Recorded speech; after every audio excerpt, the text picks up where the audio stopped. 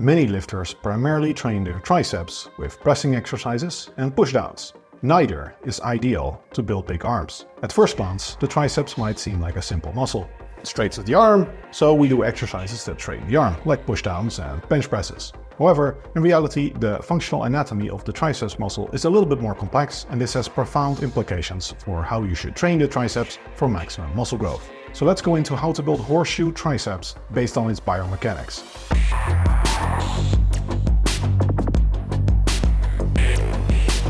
The word triceps means three heads. You have the medial and the lateral head, the medial head being very tiny and mostly underneath the other muscles. The lateral head being the part on the outside that you see very well. It's the part when you flex and there's this chunk that comes up, that's the lateral head. And then you have the long head on the back.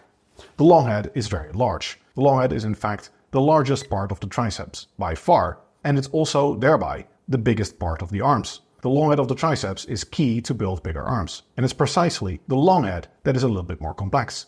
The long head originates not on the humerus, but on the scapula, on your shoulder blade. That means it is a biarticulate muscle. It crosses not just the elbow joint, but it also crosses the shoulder joint. And it means it's active at the shoulder, specifically for shoulder extension. The long head essentially helps the lats to pull down your elbow to your sides. It's also weakly active as an adductor, like in a wide grip pull down, especially if your shoulder is externally rotated. So if your arm is like this, then the long head can also pull the elbow back down to your side, again from that position. This dual function of the triceps creates a biarticulate conflict during pressing exercises. During pressing exercises, you want to extend the arm. So the body would want to activate the long head of the triceps along with the other heads. However, activating the long head of the triceps would also cause the triceps to pull your elbow down back. And that's disadvantageous because you want to flex the shoulder. So if you create a moment for shoulder extension, it's sabotaging what the delts and the pecs are doing to raise your arms up. A muscle can only contract or it cannot contract. The triceps cannot decide to be active only at the arm but not at the shoulder. Therefore, the body does not seem to activate the long head of the triceps as much during a bench press as during, say, a skull crusher. We have a direct study on this that compared the triceps gains people got when they trained their triceps with barbell bench presses versus barbell skull crushers. The skull crusher group achieves approximately double the rate of total triceps growth, and this growth was specifically attributable to significantly greater gains in the long head of the triceps. The big impact of greater growth in the long head also exemplifies again how important it is to build the long head because it's the biggest part of the triceps. The logical implication of this for your training programming is that you need to count the training volume of the long head and the lateral and the medial head separately. The medial and the lateral head, you can combine those and they will be activated during all types of triceps exercises and barbell bench presses. However, the long head is active during triceps isolation exercises, but not during pressing exercises. So you would count it either partially or for simplicity's sake, perhaps not at all. That means 5 sets of barbell bench presses count as 5 sets for the lateral and the medial head, but they don't count towards volume for the long head. Now, when you start designing a training program this way, counting the volume for the long head and the other heads separately, you will notice a problem. It's very difficult to design a training program that does not overtrain the lateral and the medial heads while also sufficiently training the long head. Indeed, the way most people design their training programs results in unintentionally training the lateral and the medial head far more than the long head. There are many people that essentially overtrain the other heads while still having the long head understimulated. This is because of doing lots of pressing exercises that train the triceps, but not the long head, and then doing a lot of pushdowns that train both of the heads. There are 2 ways you can solve this problem. First, you can make your chest and your shoulder work not activate the triceps as much.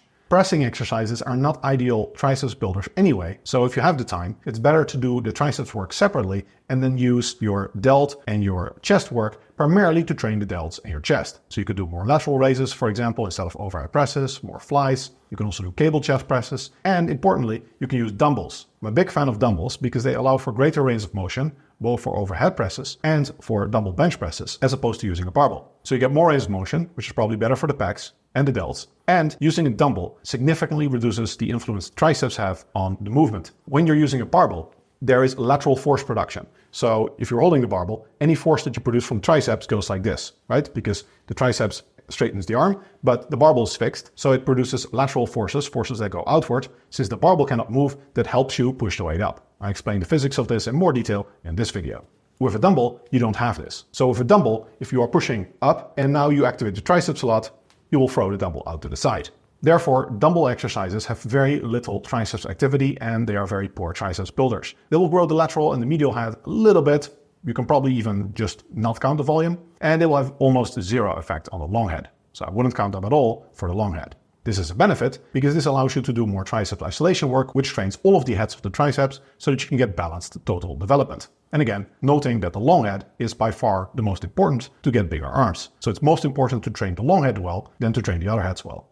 The second way to balance out the volume between the heads is to use straight arm pull downs or lat prayers. Lat prayers are great for the long head of the triceps because when you're doing a straight arm type of pull down, the long head helps the lats. It will both help straighten the arm as a stabilizer, just to keep your arms straight, but it will also help the lats with shoulder extension. So putting your elbow down back at your side. Many people view the activity of the triceps during lat prayers as kind of an unintended side effect, but it's actually very much a target muscle group during the exercise. And it's ideal that we can train the triceps and train the long head without overloading the other heads, so that balance out the volume, because we have a lot of other exercises, namely our pressing exercises, that already train the medial and the lateral heads without training the long head very well. So having an exercise that trains the long head very well, but not the other heads, helps balance this out and make sure you get balanced total triceps development. The unique biomechanics of the long head versus the other heads also influence how we should select our triceps isolation exercises. Many people do a lot of pushdowns. However, we have direct research showing that pushdowns result in approximately 40% less triceps growth compared to overhead triceps extensions. I've long been a proponent of overhead triceps extensions because when you train the triceps with your arm overhead, the triceps is now, the long head specifically, is stretched because the shoulder is flexed. So when your arm is overhead, shoulder's flexed, long head becomes stretched because it's stretched out at the shoulder, and you can get more stretch-mediated hypertrophy. And that's indeed what the research shows. You get more growth in the long head when you're training it overhead.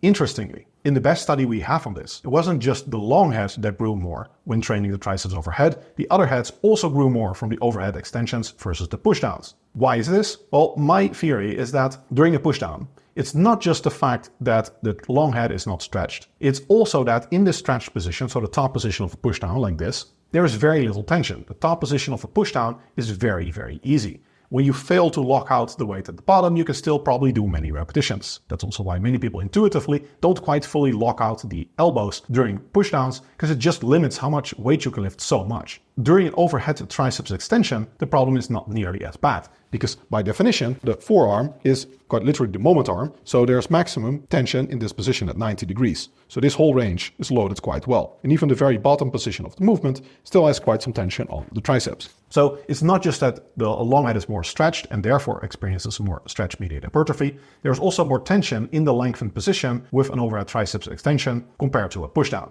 So the overhead triceps extension wins on both fronts. And that's probably why in this study they found greater growth in all the heads. On a technical note, there is some debate about whether the term stretch-mediated hypertrophy is appropriate to use for these types of findings. In my view, it is. The term stretch-mediated hypertrophy has not been properly defined in research, and I use it to denote any type of growth from emphasizing longer muscle lengths, whether that is from literally stretching the muscle, like yoga style, or with some other apparatus or weighted stretching, or whether that's from training at longer muscle lengths. An argument can be made that those are different things. The growth you get from stretching, literal stretching, like yoga type stretching, might be different from the growth you get from training a muscle at longer muscle lengths. If there is indeed a distinct mechanism of action there, it might be useful to use separate terms for those. As it stands though, we don't have a term for the growth we get from training muscles at longer muscle lengths, so I think it makes sense to call that stretch-mediated hypertrophy. After all, a muscle that is at a longer muscle length is stretched more. Therefore, the term stretch-mediated hypertrophy, to me, makes a lot of sense to refer to both phenomena until we have clear evidence that there are distinct mechanisms of actions for both of these terms. Alright, so practical application. There are a few takeaways you can get from this video. First, for the triceps, you want to do a lot of isolation work. Most pushing exercises don't train the long head of the triceps well because of its biarticulate muscle conflict. So it's best to do a lot of triceps isolation work, specifically overhead triceps isolation work. So I'm a big fan of skull-overs, skull crushers if your elbows like that. In general, any type of overhead triceps extension, whether it's a rope, a dumbbell, anything is probably pretty good exercise. Pushdowns are not bad and they can be good on the elbows for some people, but they're also not ideal. Kickbacks similarly are not that great. Another application is that you can balance out the volume for your triceps by not stimulating the lateral and the medial heads with your pressing exercises as much. You can do this by using cables or dumbbells or convergent machines so that you focus more on your delts and your pecs when you're training your pecs and your delts. and then you focus more on your triceps with triceps isolation exercises. Moreover, you can balance out the volume from all the work that you get for the lateral and the medial head from the pressing exercises that you do, because you're probably going to do some, with straight arm pull downs or lat prayers. Lat prayers will train and isolate the long head of the triceps in a very good way. So that balances out the volume that you get from your pressing exercises, which doesn't stimulate the long head very well, but does stimulate the lateral and the medial head. I hope you'll find this info useful in your quest for horseshoe triceps. If you like this type of evidence-based fitness content, I'd be honored if you like and subscribe. If you like this video, you're probably a serious lifter that appreciates science, just like me. You'll probably also like my online courses then. For fitness professionals, I have the Henselmans Personal Trainer Certification course. For non-professionals, my Personal Development course will teach you everything you need to know to reach your maximum natural muscular potential at a sustainably low body fat percentage. Moreover, I'll cover how to optimize your lifestyle to be happy and fulfilled. I cover what the research shows about how to choose your career, where to live, how to find the best match for your romantic partner, and how to invest your money to build wealth with minimal effort. My goal is to give you evidence-based directions to make the most important decisions of your life. Check out the link in the description for more information. I hope you'll enjoy it.